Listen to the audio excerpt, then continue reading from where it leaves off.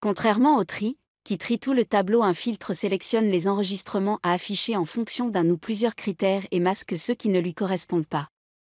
Une zone de critères doit posséder des étiquettes de colonnes.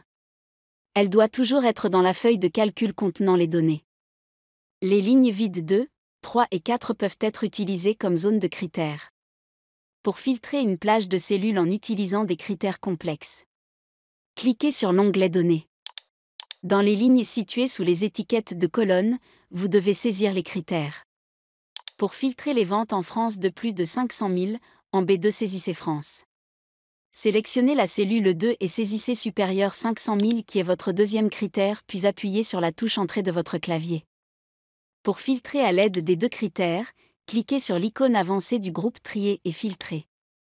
La boîte de dialogue Filtre avancé s'affiche. Par défaut, Excel propose la bonne plage de données. Cliquez dans la partie Zone de critères.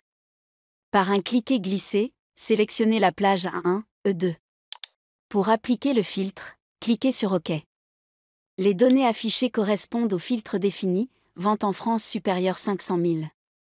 Pour effacer le filtre et donc afficher de nouveau toutes les données, cliquez sur Effacer. Vous souhaitez maintenant afficher toutes les ventes en France ou en Italie supérieures à 500 000.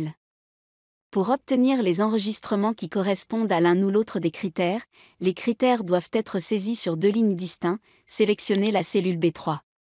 Saisissez Italie et validez en cliquant sur l'icône Entrée de la barre de formule. Sélectionnez la cellule 3, saisissez supérieur 5 billions et appuyez sur la touche Entrée de votre clavier. Pour appliquer ce filtre, cliquez sur Avancée du groupe Trier et filtrer. La zone plage est correctement identifiée. Pour renseigner la partie zone de critères, cliquez sur l'icône permettant de diminuer la boîte de dialogue. Sélectionnez la plage contenant vos critères par un cliquer-glisser, sélectionnez la plage A1, E3. Cliquez sur l'icône permettant d'afficher entièrement la boîte de dialogue. Plage et zone de critères étant renseignées, cliquez sur OK pour réaliser le tri. Le filtre à l'aide des critères que vous avez mentionnés est appliqué. Seules deux lignes de données répondent à vos critères. Vous ne le savez certainement pas, mais vous cumulez 500 € de droits à la formation par année de travail jusqu'à un maximum de 5 000 €. Que vous soyez salarié, fonctionnaire, indépendant et même demandeur d'emploi, nous avons tous le droit à des formations 100% prises en charge grâce au CPF, le compte professionnel de formation.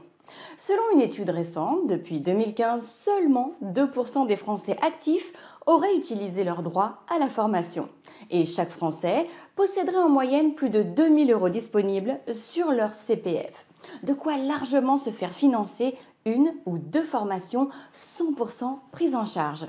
Formez-vous à la bureautique et aux logiciels professionnels comme Excel, Word, PowerPoint ou encore Outlook, ou améliorez votre connaissance en langues étrangères comme l'anglais, l'espagnol ou l'allemand.